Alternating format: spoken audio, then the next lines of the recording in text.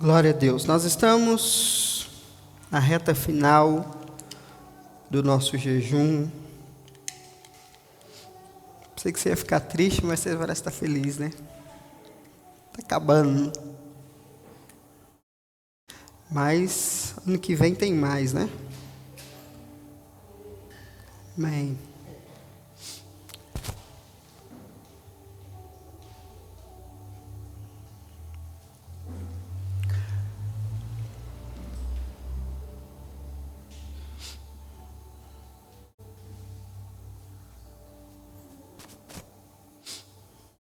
Amém, irmã? Já para cumprimentar quando a gente chegar, antes do culto ou depois, no final. Os irmãos que chegar no meio, nós cumprimentamos depois. Isso que é bom nós chegar cedo, que aí todo mundo se cumprimenta. Porque senão me atrapalha aqui.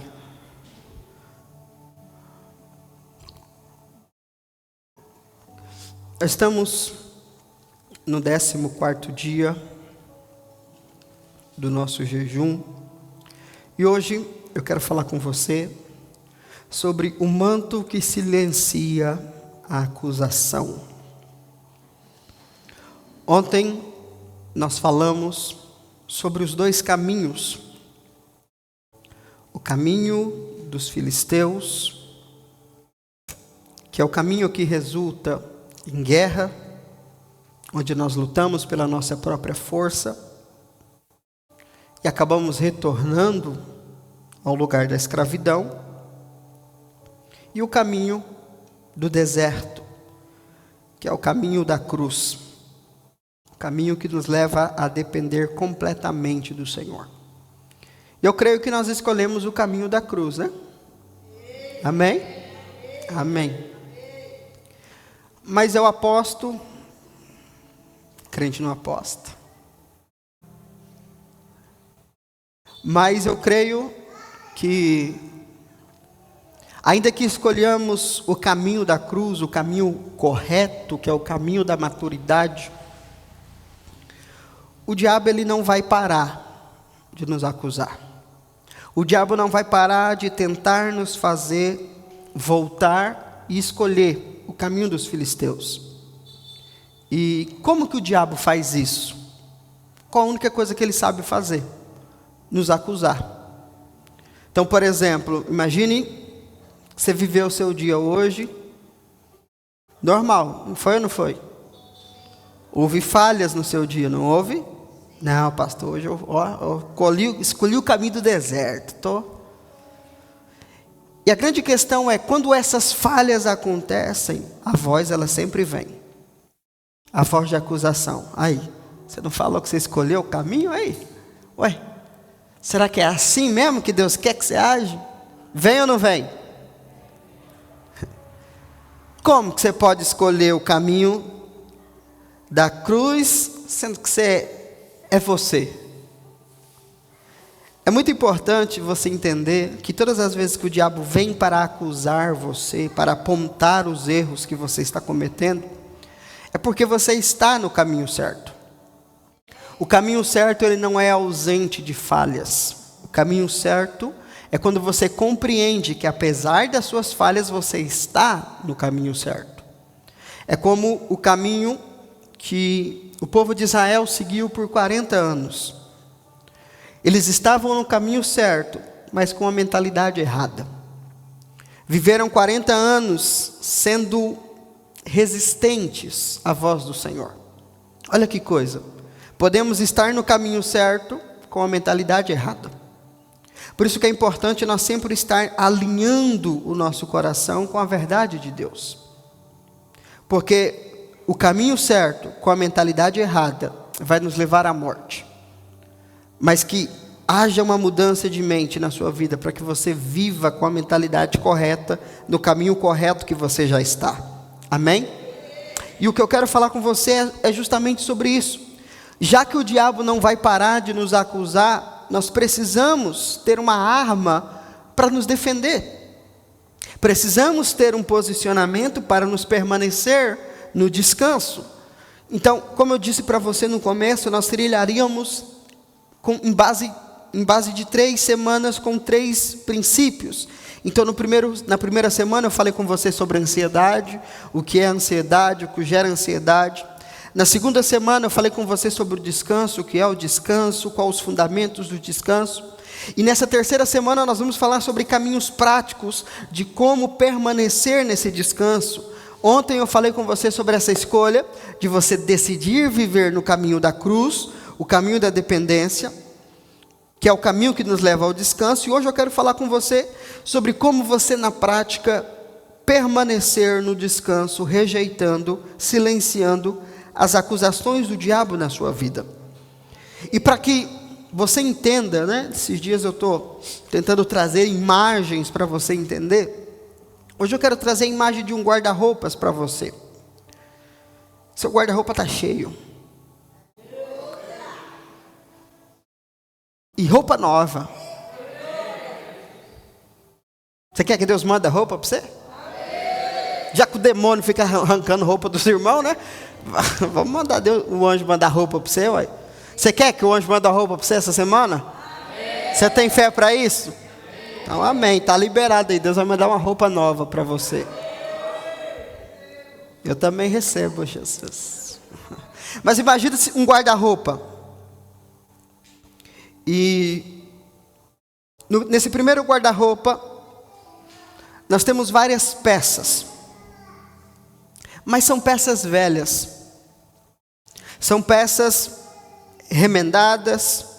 Sabe aquela roupa que você usa em casa, que você fala, essa é confortável, sabe? E geralmente essa é trapo. Você tem essas roupas ou não? Tudo rasgada, você fala aqui, ó, é essa aqui, nossa. Tão gostoso. Geralmente é feia, né? Feia, virada o trem. Só que preste atenção, eu não quero falar de roupa com você, das roupas que você tem. Roupa na Bíblia fala de posição, de postura. Então, imagine um guarda-roupas onde você tem uma identidade errada. Você tem uma postura errada. E essa postura é o seu esforço para tentar ser santo, o seu esforço para tentar melhorar. Se nós falássemos disso para qualquer pessoa, no meu guarda-roupa tem esforço, no meu guarda-roupa tem atos de justiça, no meu guarda-roupa tem busca pela santidade, as pessoas elogiariam, sim ou não? Nossa, uau, que guarda-roupão. O que tem lá no seu guarda-roupa? Não, no meu guarda-roupa tem sacrifícios a Deus. No meu guarda-roupa tem lá 24 horas de jejum e oração para buscar a santidade. É bonito, né? Só que Deus chama esse guarda-roupa de trapos de imundícia. Quando você tenta fazer coisas para ser alguém diante de Deus, essa é a roupa que você veste. Essa é a posição que você se encontra. Imagine essa roupa confortável que você usa na sua casa, você sendo arrebatado com ela e estando diante de Deus e de toda a igreja com ela. Seria bom ou não? É confortável, mas não é apresentável. Assim são os nossos atos de justiça diante de Deus. Isaías fala sobre isso, Isaías 64, versículo 6, Deus dizendo, ora, todos nós estamos na mesma condição, Isaías dizendo, todos nós estamos na mesma condição do impuro. Todos os nossos atos de justiça se tornaram como trapos de imundícia. Perdemos o viço e murchamos como folhas que morrem. E como o vento, as nossas próprias iniquidades nos empurram para longe. Essa é uma afirmação de Isaías muito forte.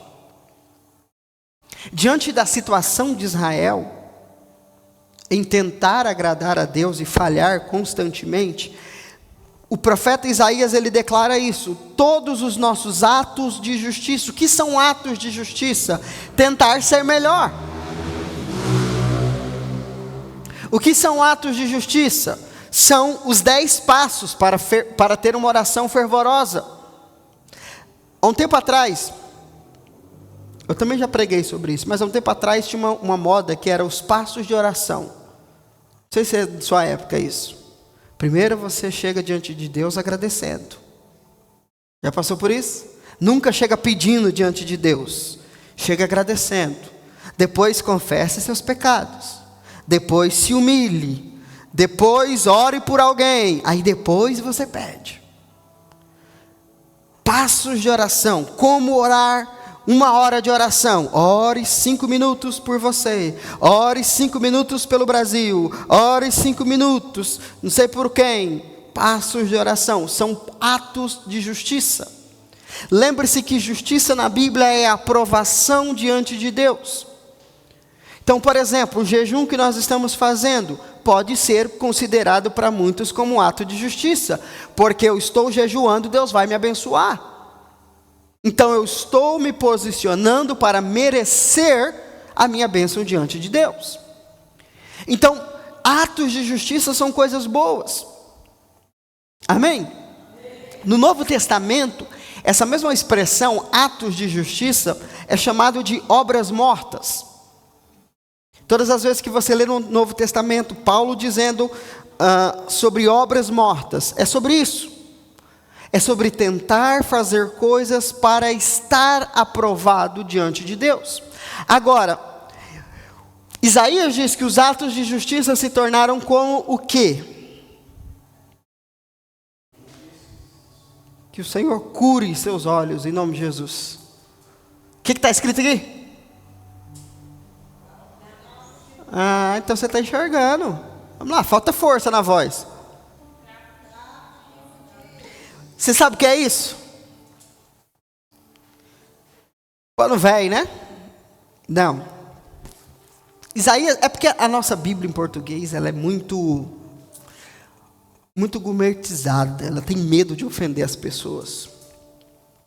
Mas no original, se você pegar esse texto em hebraico, o que Isaías está dizendo é: os nossos atos de justiça se tornaram como absorventes usados. Agora, preste atenção no contexto. Não tinha absorvente. Tinha panos que eram usados. Mas segundo a lei, a mulher, no seu ciclo menstrual, ela se tornava impura. Então ela precisava ter 7 dias de isolamento. Qualquer pessoa que tivesse contato com essa mulher se tornaria imundo por 7 dias.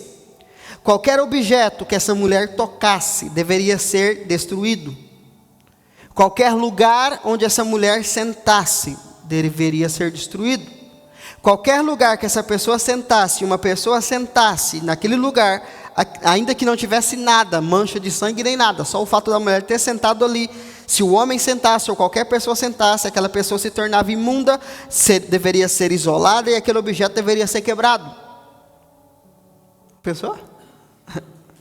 Agora, o que o profeta Isaías está dizendo?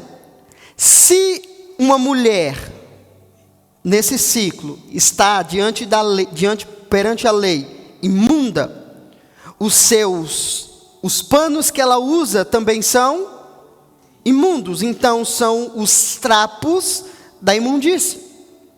Aí Isaías está dizendo que tudo o que nós fazemos para agradar a Deus é recebido por Deus como esses panos.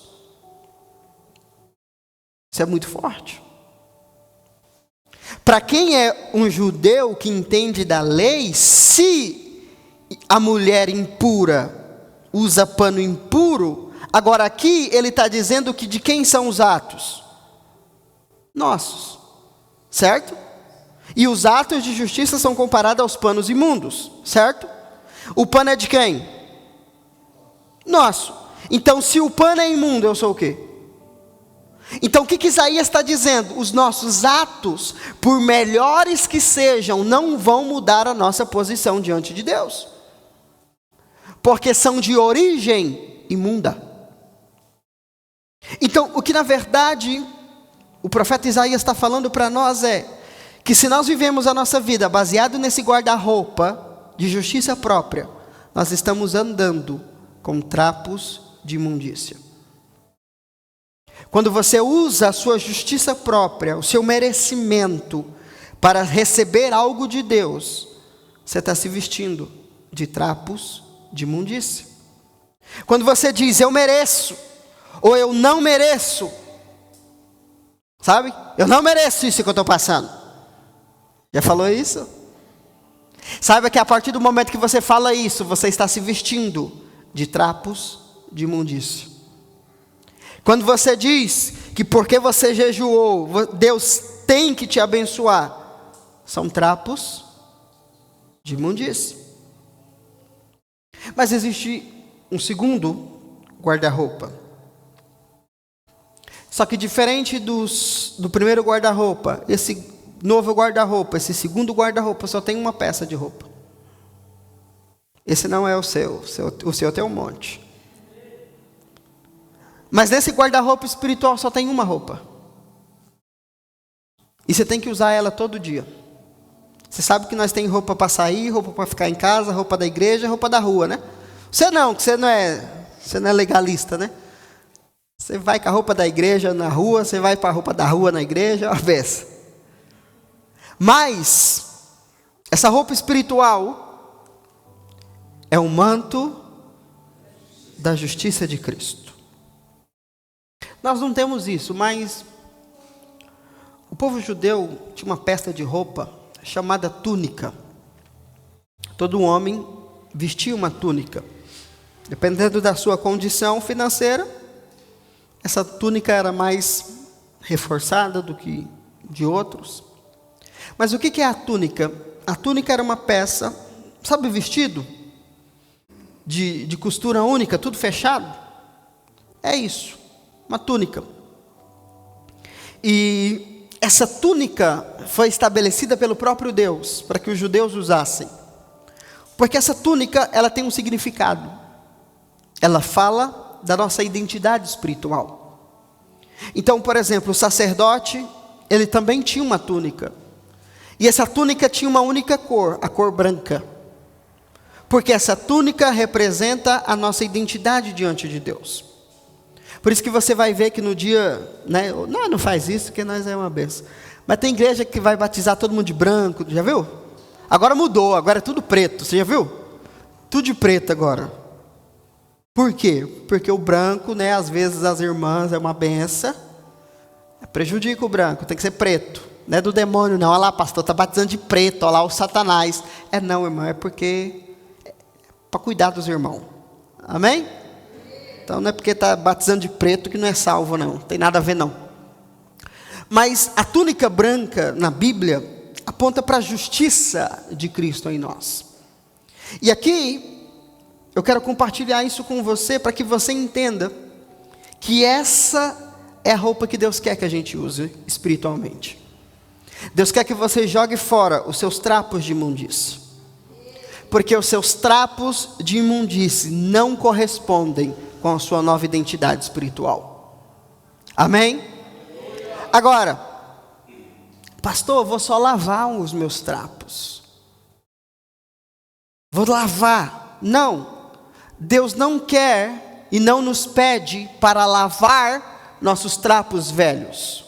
Ele nos convida a tirar os trapos e a vestir o manto. A palavra manto na Bíblia é túnica, tá? Porque não sei por que eu não coloquei túnica aqui e coloquei manto. Mas manto é túnica. Deus quer que nós vistamos o manto dele, o manto de Jesus. O que significa lavar os trapos? É você dizer, não, eu estou jejuando para Deus me abençoar, mas eu creio na graça de Deus. Não, eu estou me esforçando, mas é porque a palavra diz, esforça-te e te ajudarei. Não sei que palavra que está escrito isso, que na Bíblia não é. Deus ajuda quem cedo madruga. Fala isso para os gari. Fala para o gari, Deus está te prosperando, né? Você acorda cedo. Fala para o padeiro. Fala, eita, tá rico, hein? Deus ajuda quem cedo madruga, vai te dar uma pãozada na cara. São versículos mundanos que mostram para nós essa mentalidade. Vamos consertar os nossos trapos. Faça a tua parte que eu te ajudarei. Já vi gente pregando sobre isso. Não existe essa de remendar os trapos, nem ajustar ou limpar os trapos. Eu preciso jogar fora os trapos velhos e me vestir do manto de Cristo. Amém? E é interessante que no Antigo Testamento, um dos nomes de Deus que aparece, você sabe que no Antigo Testamento Deus não tem um nome próprio, né? Os judeus fez questão de ignorar o nome de Deus e começou a chamar Deus por nomes através das suas ações. Então, Deus Criador, porque Ele cria todas as coisas.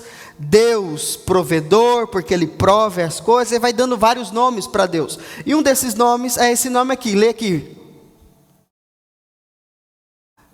Vai, lê aí. Jeová o quê? O quê? Jeová Tzidkenu, que significa Senhor, justiça nossa. Esse é um dos nomes de Deus no Antigo Testamento que um judeu não sabe explicar o que significa. Por quê? Porque aqui está dizendo que Deus é quem me justifica. Mas na lei, o justo é justificado pelos seus atos.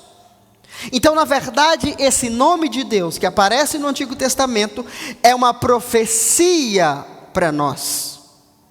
O judeu não tem o Senhor como a sua justiça, mas você pode vestir dessa justiça. Amém? Onde aparece isso? Jeremias 23, 6. Em seus dias, Judá. Jesus é da tribo de qual?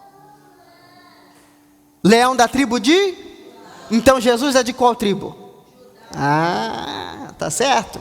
Então Jesus é da tribo de Judá. Então quando aparece Judá na Bíblia, está falando sobre aqueles que foram redimidos pelo Senhor. Não é da tribo do passado, mas está falando da igreja do futuro, que somos nós. Amém? Céu Judá. Então, em seus dias, Judá será salva. Israel viverá em segurança. E o nome pelo qual será conhecido será Jeová de Tzidkenu. O Senhor é a nossa. Olha o que o texto está dizendo. Israel será conhecido. O Senhor é a nossa.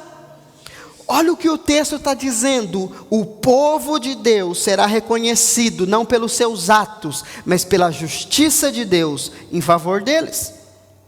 Ou seja, Deus não quer que você seja bom pelo que você faz. Deus quer que você seja bom pelo que Ele fez por você. É isso que Ele quer que seja reconhecido em você. Eu sei que a gente quer ser reconhecido pelo bom que a gente faz. Fulano é bom nisso, fulano é bom naquilo. Isso é bom para o homem, mas não é esse o reconhecimento que Deus quer que a igreja tenha. O Senhor quer que nós tenhamos esse tipo de conhecimento. O Senhor é a nossa.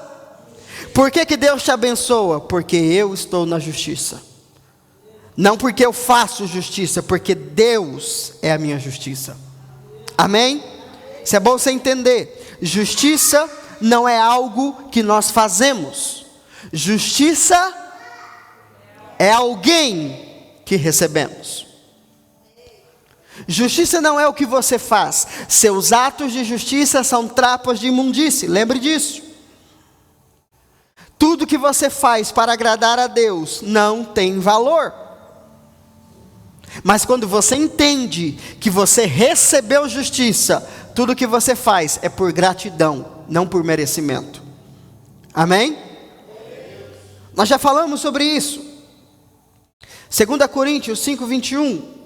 Deus fez daquele que não tinha pecado algum, a oferta por todos os nossos pecados, a fim de que nele nos tornássemos justiça de Deus.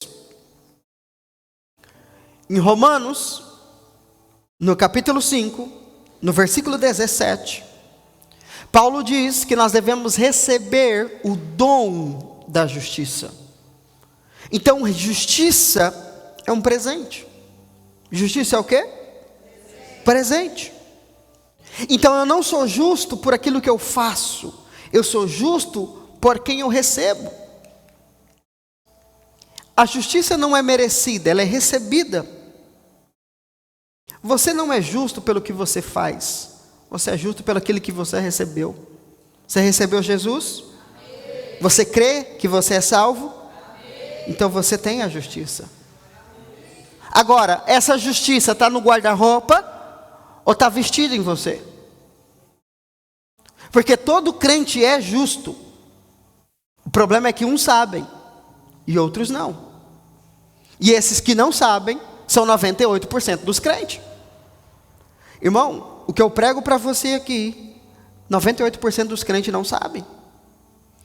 Aí foi o que eu falei ontem, ou nós estamos tudo errado, e eles estão tudo certo. A voz do povo é a voz de Deus, aleluia. Outro versículo bíblico, né, que nós acrescentamos.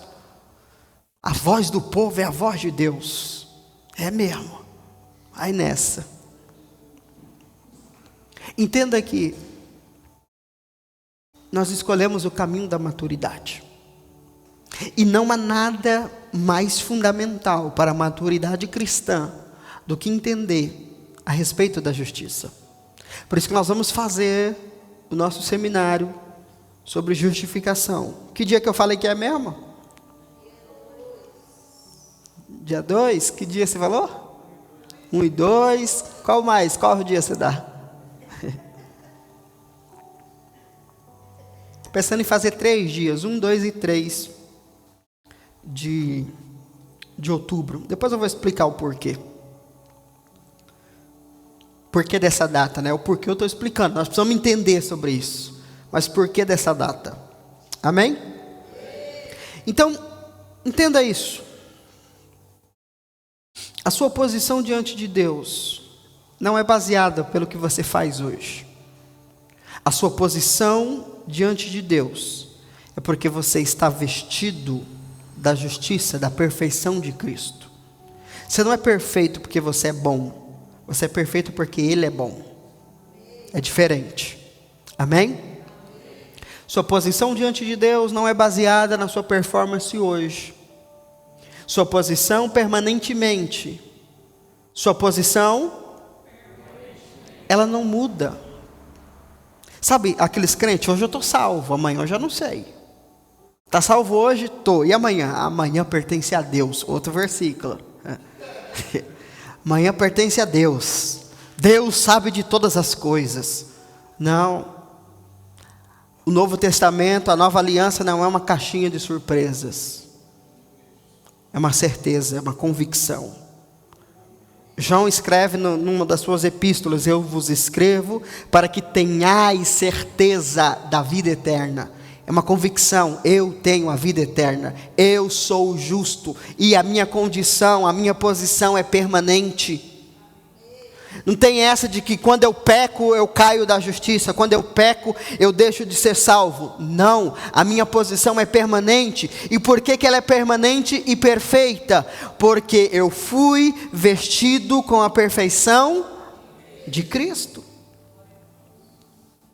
Então, por exemplo, um judeu, quando ele ia trabalhar, por exemplo, no campo, ele estava todo sujo na sua roupa externa, mas a túnica dele estava impecável.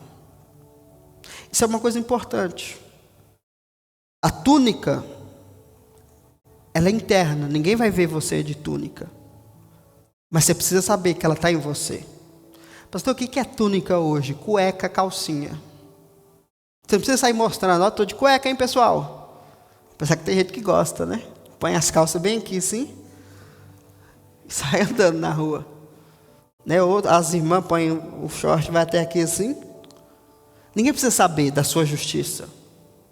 Quem fica querendo mostrar demais que é justo, é porque no fundo, ele tem um sentimento de condenação. Sabe aquele povo que posta foto orando? Estou orando hoje. Gravou? Ai, graças a Deus, não aguentava mais.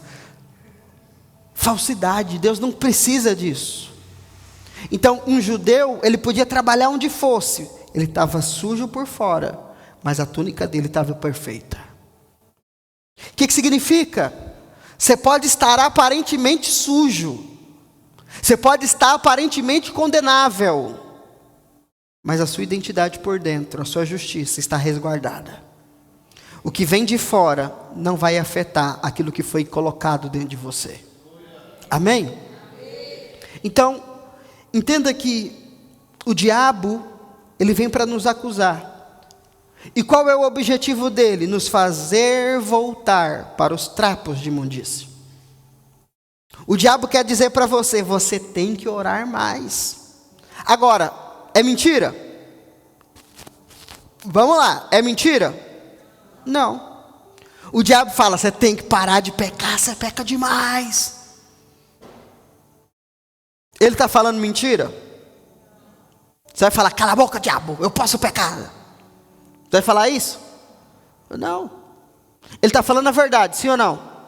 Agora é aqui que está o segredo, irmão. O diabo até falando a verdade, ele está mentindo. Porque a verdade dele é para me acusar, não é a verdade de Deus. É verdade que eu preciso parar de pecar, mas é mentira que isso me afasta de Deus.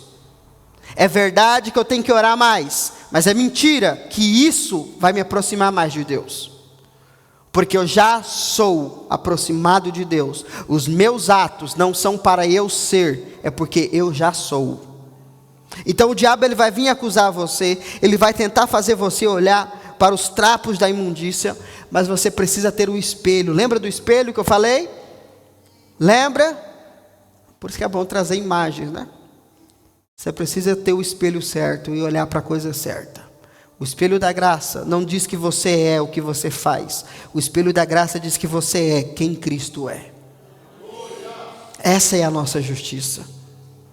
É nisso que nós estamos firmados. Amém? A acusação perde todo o poder quando você entende com o que você está vestido. Isso é muito sério. Não ache que vai chegar um tempo na sua vida que o diabo não vai te acusar mais. Que ele vai acusar todos os dias. É o que eu sempre falo. Não ache que você sabe de tudo da graça, porque você não sabe. Quando eu falo de perdão, você fala, isso aí eu já sei. Salvação, eu já sei. Justiça própria, não cai nessa mentira do diabo, não. Precisamos aprender constantemente.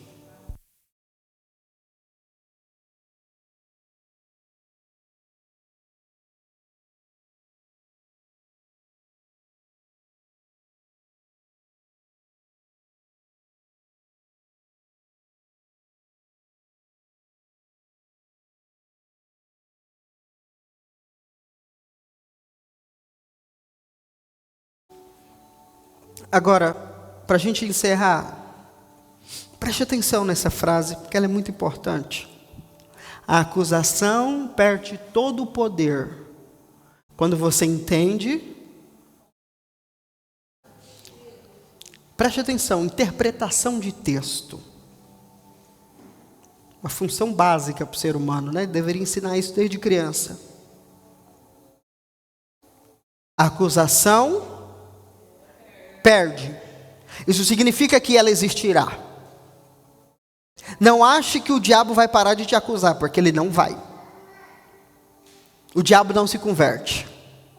Ele vai ser diabo acusador até a vinda de Jesus. Então não se ache menos crente quando a acusação vier, ela virá. Vai ter um dia que você vai acordar virado para a lua. Outro versículo, né? Para que é virado para a lua? O que significa, será? Mas vai ter um dia que você vai acordar que parece que você está endemoniado. É nesse dia que você tem que lembrar o que você está vestido. Vai ter um dia que você vai ver tudo dando errado. Não, pastor, está amarrado. Está amarrado não, está solto. Está solto, solto, solto e multiplicando. Vai ter o dia mau. A Bíblia ensina: revestir-vos de toda a armadura de Deus para que possais resistir ao dia mau. Ele vai vir. A questão é, quando esse dia chegar, eu preciso lembrar quem eu sou e do que eu sou vestido. Porque o que vai me fazer permanecer de pé não é o que eu faço, é o que eu creio. É interessante que um dos versículos mais integrantes da palavra de Deus e mais claros para nós é quando um anjo aparece para Paulo diante de uma grande tempestade e o anjo fala assim: Paulo, tem uma palavra de Deus para você. Eles já estavam perdidos no mar por um tempo.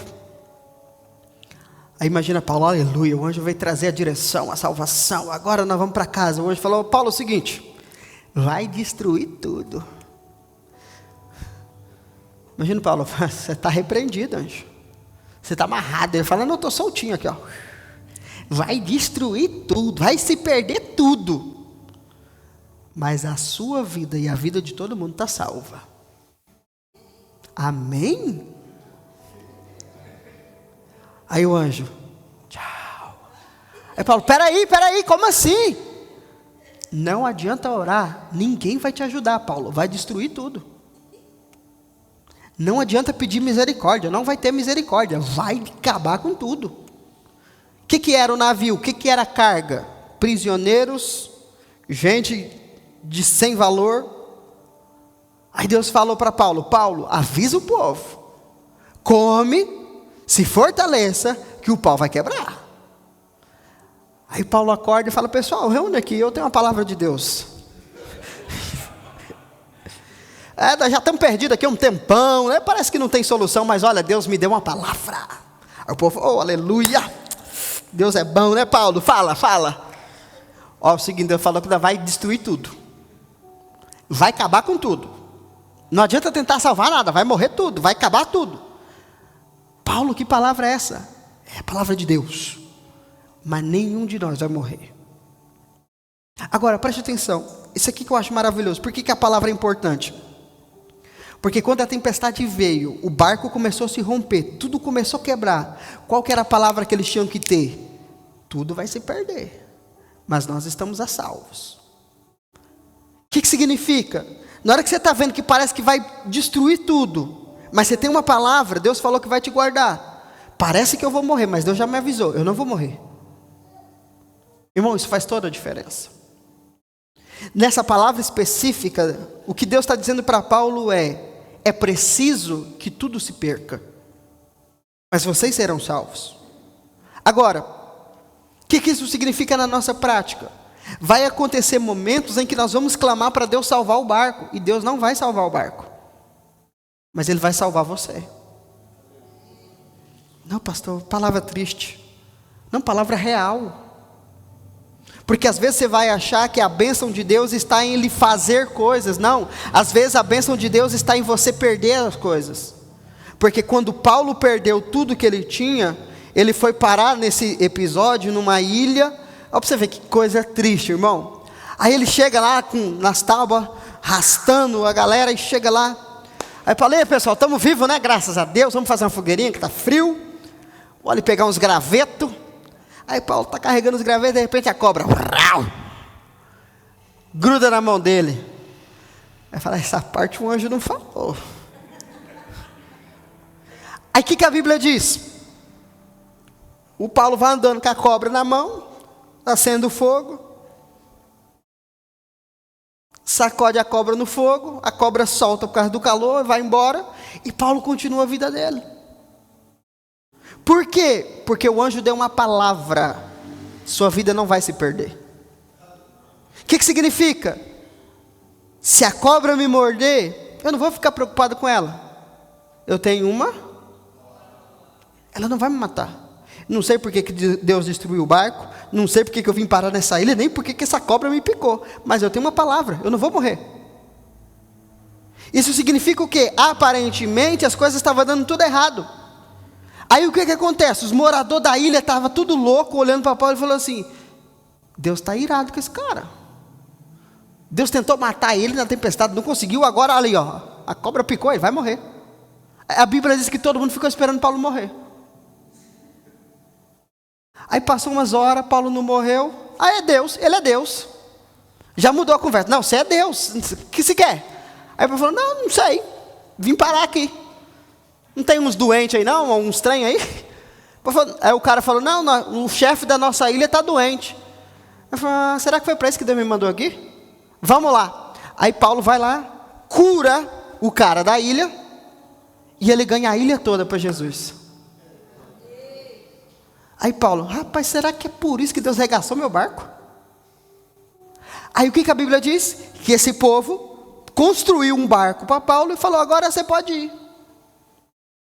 Aí Paulo, rapaz, não é possível que Deus destruiu tudo só para me chegar aqui. Não é possível que aquela cobra só me mordeu para que vocês achassem que eu estava debaixo de maldição, mas como eu não morri, não é que eu estava debaixo de maldição, eu era a bênção, Deus mandou bênção para vocês. Por causa de uma palavra. Quando a acusação vier, lembra do que você está vestido? Não olha para a circunstância não, pode quebrar o pau, mas eu estou vestido da justiça. O que significa? Quando você olhar para a sua carteira, não tem dinheiro, lembra disso. Eu sou justo. E se eu sou justo, eu sou próspero. E se eu sou próspero, minha carteira não me determina. A palavra me determina. Pode mandar, Senhor, estou pronto. Ah, irmão, é disso que Deus se agrada. De um entendimento de quem nós somos em Cristo. Amém? A vida cristã, no caminho do deserto, que é o caminho da cruz, é um ato diário de se lembrar do que você está. Todos os dias, quando você acordar, você sabe que eu aprendi isso, eu achei muito interessante isso. A gente se preocupa em ter fé para as coisas, né? Então você acorda e fala, Senhor, me dá fé para vencer esse dia. Me dá fé, Senhor, para alcançar os meus objetivos. Só que segundo a palavra de Deus, a fé que nós temos que pedir a Deus todos os dias é para crer nisso aqui, ó. Você precisa pedir fé para Deus todo dia. Tá aí você quer dica? Quer passo? Tamo passo. Passinho para você dar cedo todo dia. Senhor, me ajude a crer que eu sou justo. Foi Jesus que ensinou, Mateus 6,33. Buscar em primeiro lugar o reino de Deus e a sua justiça. E todas essas coisas vos serão. Jesus disse, não tenha fé para as coisas, tenha fé para a justiça. Porque se você crê que você é justo, você tem direito a todas as coisas. Então às vezes a gente faz campanha, né? Ô Senhor, aumenta a minha fé, me dá fé para ter esse carro, me dá fé para ter essa casa. Não, você não precisa de fé para isso não. Busca fé para crer que você é justo. Porque se você é justo, você está apto para receber as bênçãos de Deus. Amém? Nós estamos orando nesses dias pelos nossos alvos. Você não precisa ter fé para receber isso que você está pedindo. Você precisa de fé para que você é justo. Porque se você é justo, isso aí é fichinha. Entende o que eu estou te falando? Você já é justo por causa de Cristo em você. E se você é justo, todas essas coisas serão acrescentadas na sua vida. Amém? Fica de pé.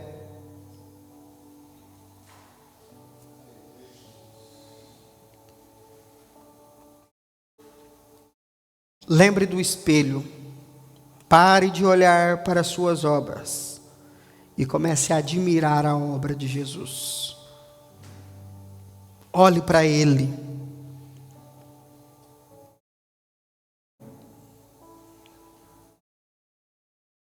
Feche os seus olhos, nós vamos fazer a nossa declaração de fé.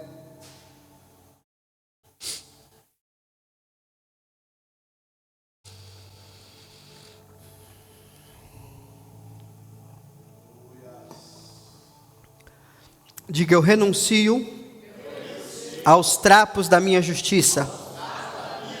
Eu não confio nos meus esforços.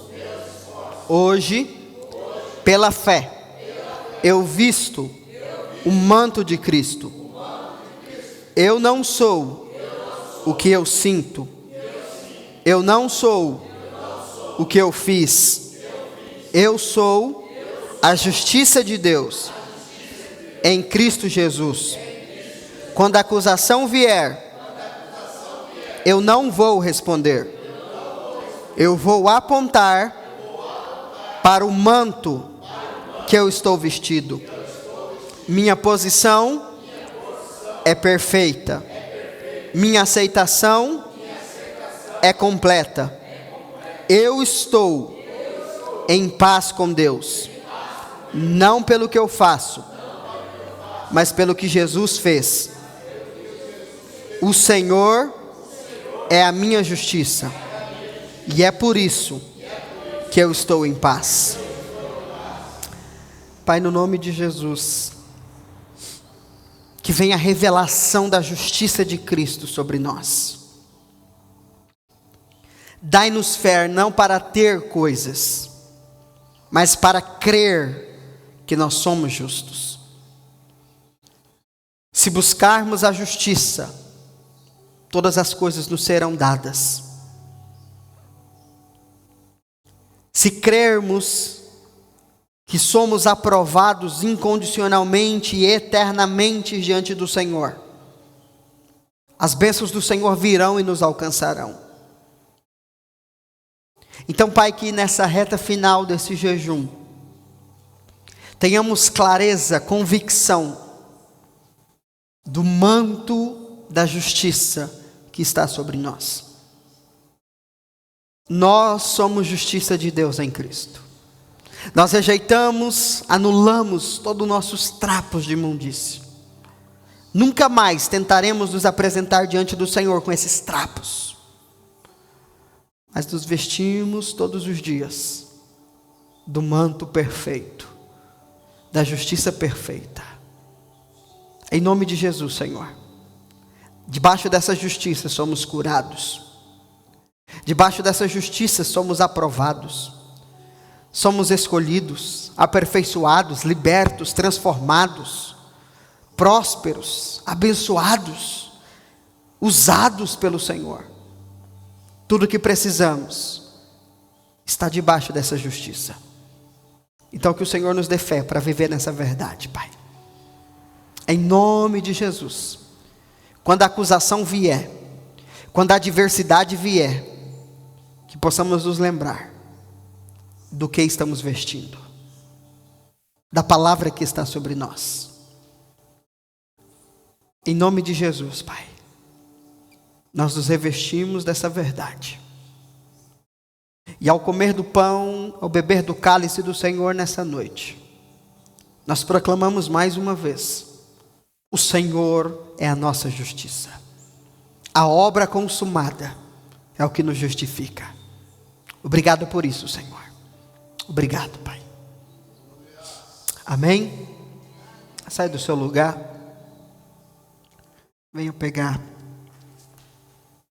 os elementos da ceia.